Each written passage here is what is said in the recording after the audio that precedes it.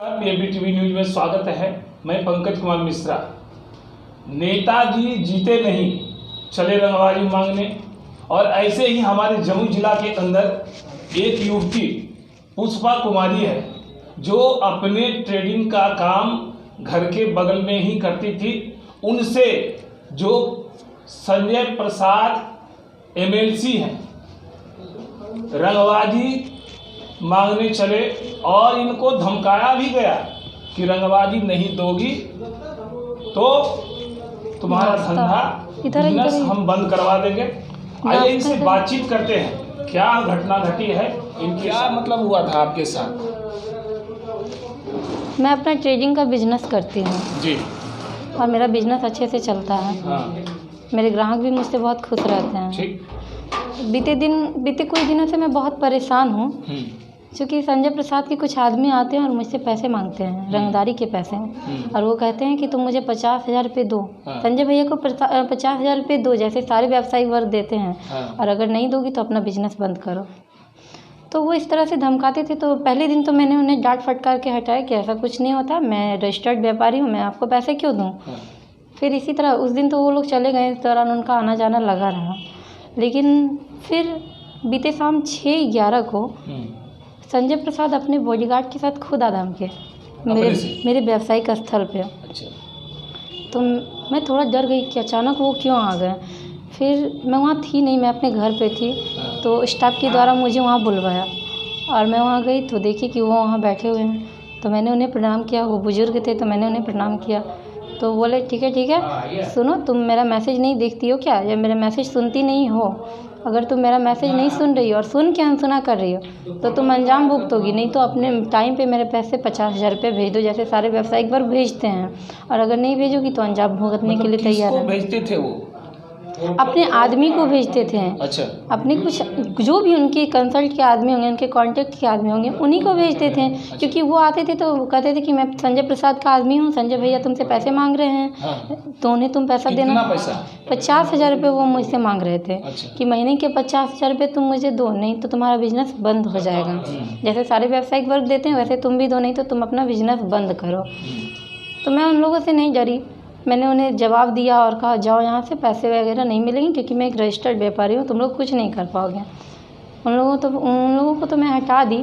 फिर इस दौरान उनका आना जाना लगा रहा। लेकिन बीते शाम 6:11 को संजय प्रसाद अपने बॉडीगार्ड के साथ खुद आए। अच्छा, खुद आ पहुँचे और मेरे स्टाफ के द्वारा मुझे बुलवाया। तो मैं वहाँ गई, उन्हें प्रणाम किया। तो उन्होंने कहा कि तुम मेरा मैसेज नहीं सुनती हो, जाओ, पैसे अगर नहीं पहुँचाओगी ना टाइम पे तो अंजाम भुगतने के लिए तैयार रहना। तो मैंने कहा कैसा मैसेज? मैं उनके मुंह से सुनना चाहती थी कि वो मैसेज क्या उन्हीं का था या कोई और भी था। तो उन्होंने कहा कि जैसे व्यावसायिक वर्ग मुझे पैसे देते हैं वैसे तुम भी महीने के 50,000 रुपये देना शुरू करो। और भी व्यापारी से वो रंगबाजी लेते हैं? बिल्कुल बिल्कुल।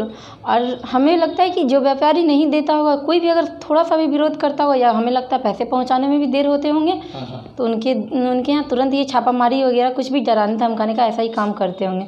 अब व्यावसायिक वर्ग हैं, उन्हें तो लगता है कि मुझे अपना धंधा चलाना है। तो जिनकी अच्छी कमाई है वो तो पैसे दे देते। मेरा इतना कमाई नहीं है कि मैं उन्हें पैसे दूँ, और होता भी तो मैं नहीं देती, क्योंकि मैं आज की जागरूक युवा हूँ। और मुझे नहीं लगता है कि ऐसे किसी के भी दबाव में आके किसी को कोई पैसा दे देगा। और इस तरह से तो क्या है, और उनका मन बढ़ रहा है ना, मैं उनका मन बढ़ने नहीं दूँगी। अच्छा, अभी तो वो जीते नहीं है, सुने यहाँ से वो चुनाव भी लड़ रहे हैं। जी, यहाँ से वो चुनाव का कैंडिडेट है। हाँ। तो क्या लगता है जीतने के बाद तो पूरे जीतने के बाद तो मेरी राय यही है कि मुझे नहीं लगता है कि इस स्थल पे सोनो में कोई भी व्यावसायिक वर्ग अपना व्यवसाय चला पाएगा। अच्छा। जो पैसे देगा वो तो चला लेगा, लेकिन जो पैसे नहीं देगा वो चुपचाप अपने घर में बैठे। उनके हिसाब से यही है। छोटा छोटा व्यापारी यहाँ से भाग जाएंगे, बस पलायन करेगा और उसके सिवा उनका कोई भी काम नहीं रह जाएगा। क्योंकि जिनका इतना कमाई नहीं है वो पैसे कहाँ से देगा? जो पैसे देगा वो बिजनेस चलाएगा, जो नहीं देगा वो तो नहीं चला पाएगा। अच्छा, आप अपना पूरा नाम बताइए। मेरा नाम पुष्पा कुमारी है। मैं सोनो जमुई जिला से हूँ और मेरे पिता का नाम रजनीकांत मिश्रा है। एड्रेस घर का? सोनो जमुई बिहार। कहीं आप शिकायत किए हैं? हम थाना में मैंने FIR दर्ज किया है। वहाँ से 24 घंटे में उन्होंने बोला है कि आपका आवेदन एक्सेप्ट किया जाएगा। अगर वहाँ से कुछ कार्रवाई होती है तो ठीक है, अगर नहीं हुआ तो मैं महिला आयोग के पास जाऊँगी और वहाँ जाकर उनकी शिकायत लगाऊँगी। और मुझे आशा है कि महिला आयोग मेरी मदद ज़रूर करेंगी और संजय प्रसाद को उचित दंड मिलेगा। जैसा कि आपने देखा पुष्पा जी से बात करने का सारा मामला सामने आया है। जी मैं पंकज कुमार मिश्रा, नमस्कार।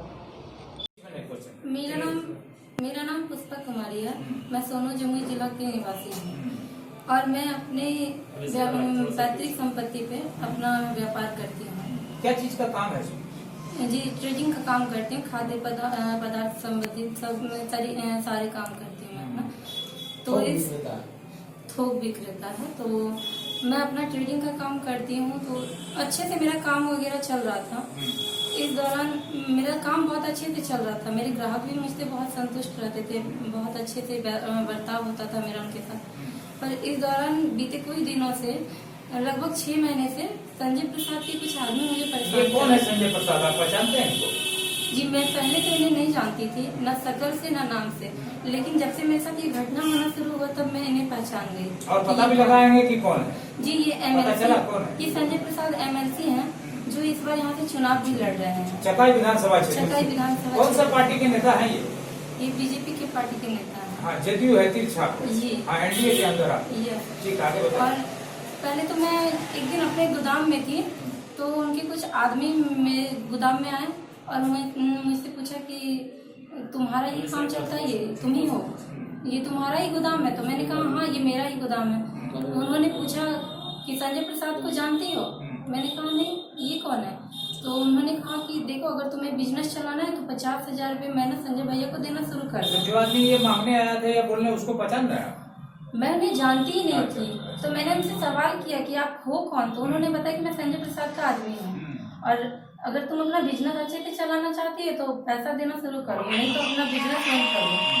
तो मैंने उनकी बातों पे ध्यान नहीं दिया, उन्हें डांट फटकार के हटा दिया। और फिर इस दौरान वो तो चले गए, फिर इस दौरान उनका आना जाना लगा रहा। फिर तब तक मैं हताश नहीं हुई, उन्हें जवाब दे के हटाते गए। लेकिन बीते शाम 6 तारीख को 6 नवंबर 2020 को 5 बजे शाम में मेरे गोदाम में संजय प्रसाद खुद अपने बॉडीगार्ड के साथ आए। अच्छा, बॉडीगार्ड था और कुछ लोग भी थे क्या? नहीं, सिर्फ बॉडीगार्ड के साथ आए। अच्छा। और बॉडीगार्ड के साथ आए और मुझे मेरे स्टाफ से, मैं घर पे थी तो मुझे स्टाफ से घर पे बुलवाया, गोदाम में बुलवाया, मैं घर पे थी तो मैं वहाँ गई। आप कह रहे हैं कि संजय प्रसाद के बुलवाने पर आप अपने गोदाम पर गए? जी उस टाइम मैं अपने घर पे थी। हाँ जी। वो मेरे ये क्या कहते हैं स्थल पे थे जहाँ पे मेरा काम चलता है, गोदाम पे थे और आए अचानक से। तो उन्होंने मुझे बुलवाया तो मैं गई वहाँ पे। मैं वो क्योंकि वो उम्र दराज थे तो मैंने उन्हें प्रणाम किया। तो उन्होंने बोला कि तुम मुझे पहचानती हो? तो मैंने कहा नहीं, आप कौन? तो उन्होंने अपना परिचय दिया, मैं संजय प्रसाद हूँ, मैं तुम्हें इतने दिन से मैसेज भिजवा रहा हूँ, क्या तुम्हें समझ नहीं आता है? अगर तुम अपना मेरे मैसेज का जवाब नहीं दोगी तो तुम अपना काम बंद कर दो। तो ये संजय प्रसाद खुद आपसे बोले? खुद संजय प्रसाद ने मुझसे कहा। तो मैंने उनसे कहा जी सर कैसा मैसेज? मैं उनके मुंह से भी सुनना चाहती थी। तो उन्होंने कहा कि तुम मुझे, मैंने कि जैसे सारे व्यापारी 50,000 रुपये, मुझे जैसे सारे व्यापारी पैसा देते हैं वैसे तुम मुझे 50,000 रुपये देना शुरू करो, नहीं तो तुम अपना काम बंद कर लो, या तो तुम मेरा बात मानो, नहीं तो तुम अपना काम बंद करो। तो मैंने उनसे कहा कि सर मैं आपकी बेटी के समान हूँ, कम से कम आप मेरी उम्र का लिहाज कीजिए, मैं इतनी कम उम्र की हूँ, मैं इतने पैसे कहाँ से लाऊंगी? तो उन्होंने कहा सुनो ये सब ढकोसलाबाजी बंद करो, कल पैसा पहुँचा देना, नहीं तो सुबह तुम्हारे स्तर पे ये गोदाम में छापामारी होना शुरू हो जाएगा। और वो तो चले गए, पर मैं उनकी बातें सुन के सन्न हो गई, एकदम हताश होकर बैठ गई। फिर रात किसी तरह बीता और सुबह होते ही मैं देखती हूँ कि मेरे कार्यस्थल पे बहुत सारे पुलिस आए हुए हैं। इस बात की सूचना आपने थाना में या पुलिस स्तर पर या अपने गार्जियन के मार्फत ये सूचना दिया था?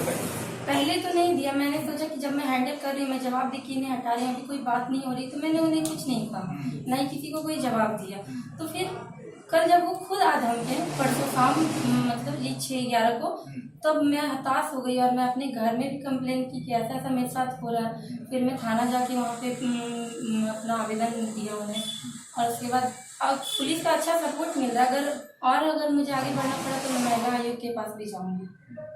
नाम बताइए तो आप अपना एक बार। मेरा नाम पुष्पा कुमारी है। अच्छा, तो अगर संजय प्रसाद ये सोच रहे हैं कि मुझे धमका कर वो मुझे कमजोर कर देंगे तो मैं ऐसा नहीं होने दूंगी। मैं महिला आयोग के पास भी जाऊंगी और मैं उन्हें हरा के रहूंगी और उनके सामने मैं जीत लूंगी। ये मेरा भरोसा है और मैं आप लोगों से निवेदन करती हूँ कि आप लोग मेरा साथ देंगे तो हम जरूर अपने मकाम में कामयाब हो पाएंगे। ओके करिए, फिर से बनाइए, थोड़ा सा ज्यादा बड़ा हो रहा है। बीते 6 महीने से वो मुझे बहुत परेशान करते हैं। अपने आदमी को भेजते हैं मेरे कार्यस्थल पर और हमेशा बोलते हैं कि तुम मुझे पैसे भिजवाओ, नहीं भिजवाओगी तो अपना काम बंद कर देना। उनके आदमी आते हैं तो बोलते हैं संजय भैया को पैसा देना शुरू करो, नहीं तो काम बंद हो जाएगा। तो मैं उन्हें डांट फटकार के हटा भी देती हूँ। मुझमें इतनी हिम्मत है कि मैं उन्हें डांट। क्या लगता है कि जिला प्रशासन से आपको इस पूरे मामले पर सहयोग मिल रहा है, या आगे आप कहाँ तक जाने वाले हैं इस मामले को लेकर? यहाँ तो मुझे पुलिस पदाधिकारी से अच्छा सहयोग मिल रहा है, और अगर इनसे काम नहीं बना, मेरा सहयोग इन्होंने अच्छे से नहीं किया, तो मैं महिला आयोग के पास जाऊंगी। आपके द्वारा थाना को लिखा गया आवेदन अभी तक थाना में एक्सेप्ट हुआ कि नहीं? अगर उस पर कुछ कार्रवाई आगे बढ़ा कि नहीं, और कहाँ कहाँ आवेदन दिए हैं? जी, कल मैंने आवेदन किया था तो उन्होंने कहा था कि 24 घंटे के अंदर आपका FIR दर्ज होगा। तो अभी तक तो नहीं हुआ है 24 घंटा, इसलिए अभी आवेदन एक्सेप्ट नहीं हुआ है मेरा। जो सूचना हमको प्राप्त हो रही है, आपके लिखे आवेदन तो काफी वायरल हो गया, लेकिन पुलिस के तरफ से ये बयान आ रहा है शायद कि जिस दिन की आप घटना बता रहे हो उस दिन संजय प्रसाद यहाँ थे नहीं पटना में। अब ये तो स्वाभाविक बात है, क्योंकि उन्होंने सोचा कि मैं इतनी बड़ी कदम उठाऊंगी नहीं, तो वो अपना पल्ला झाड़ रहा है। तो पुलिस के तरफ से इस तरह का अगर बयान आता है तो कैसे देखते हैं इसको? अगर यही तो मैं बता रही हूँ कि अगर उनसे मुझे सहयोग नहीं मिला तो मैं महिला आयोग के पास जरूर जाऊंगी और उनके खिलाफ कार्रवाई करने की अनुरोध करूंगी उनसे कि आप मेरा समर्थन कीजिए। एक युवती हूँ, कम उम्र की हूँ, मुझमें हौसला है, मैं कुछ आगे करना चाहती हूँ और आप लोग मुझे प्रोत्साहित करना चाहते हैं। आप पढ़े लिखी लड़की हैं, पिता के व्यवसाय को भी संभाल रही हैं, और इसके वजह से आज ये मामला आगे आया। जो जानकारी हमको मिल रहा है बाजार से कि दर्जनों ऐसे व्यवसायी हैं जिससे इस तरह से रंगदारी पूर्व में भी वसूला जा रहा है, लेकिन कोई लोग आगे नहीं आ रहा, क्योंकि व्यवसाय की वजह से लोग डरे रहते हैं। लेकिन आप आगे आए तो क्या आपको किस तरह से सपोर्ट मिल रहा है और आगे किस तरह का सहयोग? उनके आदमी जब 1-2 बार मुझे मैसेज खुद देने आए थे तो उन्होंने खुद अपने मुंह से कहा था कि जिस तरह सारे व्यवसायी वर्ग पैसे पहुंचाते हैं उस तरह तुम भी पैसे पहुंचाओ, नहीं तो अंजाम भुगतने के लिए तैयार हो। ये ऐसे धमकी तो मुझे मिलते ही रहते थे, पर मैं उनकी बातों पे बिल्कुल ध्यान नहीं देती थी, उन्हें हटा दिया करती थी। लेकिन मैं हताश तब हुई जब संजय प्रसाद खुद आदम किए और उन्होंने कहा कि तुम्हें मेरे मैसेज का जवाब देना नहीं आता क्या? अगर जवाब नहीं दोगी तो अंजाम भुगतने के लिए तैयार हो। और इतने में वो चले गए। मैं उनसे बोलती भी रही कि सर मैं आपकी बेटी की उम्र की हूँ, कुछ तो लिहाज कीजिए, मैं इतने पैसे कहाँ से लाऊंगी, मेरा छोटा व्यवसाय है, मैं कहाँ से इतने पैसे आपको दे पाऊंगी। लेकिन वो मेरी एक न सुने और अपनी गाड़ी से चले गए। इस प्रकार से जैसे देखते हैं कि नेताओं के द्वारा कि अगर ये चुनाव जीत गए तो मुझे नहीं लगता है कि कोई भी व्यवसायी वर्ग खुश होकर अपना व्यवसाय चला पाएगा, जिस तरह से इनका बर्ताव है। चर्चा भी इस तरह की भी है कि अगर ऐसे दागी को आगे बढ़ाया गया या बल प्रयोग करके या धन बल से किसी तरह अगर आगे बढ़े तो व्यवसाय पलायन कर जाएंगे। बिल्कुल, व्यवसायी वर्ग इसी डर से उन्हें पैसे पहुंचा देते हैं, लेकिन नहीं, मैंने सोचा मैं स्टंट करूंगी और मैं उनको जवाब दूंगी और उनका ये रंगदारी टैक्स जो भी कह दीजिए वो रंगदारी मांगते हैं या फिर जो भी, मैं उन्हें दूंगी नहीं, लेकिन हाँ इसका करारा जवाब उन्हें जरूर दूंगी। एक बार नाम बता दीजिए। नाम पुष्पा कुमारी है। आप वेबसाइट में हैं और वो हाँ, मैं ग्रेजुएशन कर रही हूँ और ये मेरा व्यवसाय भी चल रहा है और मैं आशा करती हूँ कि मेरा आगे भी व्यवसाय चलता रहेगा। मैं ये संजय प्रसाद की धमकी से बिल्कुल नहीं डरूंगी और आगे कदम उठाते हुए मैं महिला आयोग के पास जरूर जाऊंगी।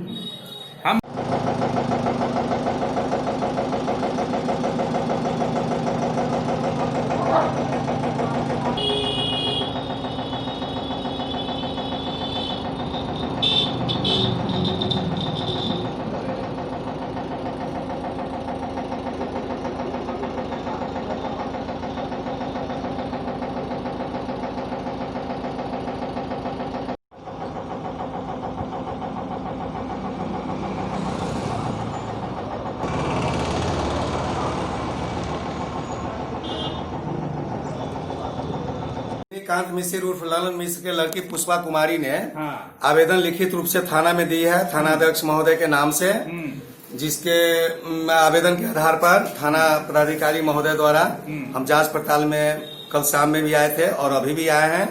जांच पड़ताल कर रहे हैं, पूछताछ कर रहे हैं। फिर जैसा होगा वरीय पदाधिकारी पुलिस पदाधिकारी महोदय को सूचित करेंगे और उसके अनुसार अग्रिम कार्रवाई की जाएगी। कई तरीका घटना है सर ये आवेदन के अनुसार 6/11/20 के 5 बजे आवेदन में घटना के जिक्र किया गया है। तो क्या हुआ, मामला दर्ज हुआ है या केवल पड़ताल हो रहा है?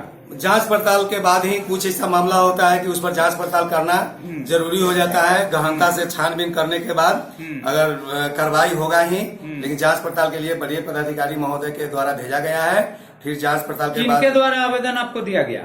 हमको आवेदन थाना अध्यक्ष महोदय सोनो के द्वारा जांच हेतु भेजा गया है। किसके नाम से आवेदन है? आवेदन थाना अध्यक्ष महोदय जहाना सोनो के नाम से। आवेदन देने वाले का नाम? पुष्पा कुमारी। आपका परिचय? मेरा नाम SI उपेंद्र कुमार से हुआ। हम इस सोनो थाना में कार्यरत है। धन्यवाद।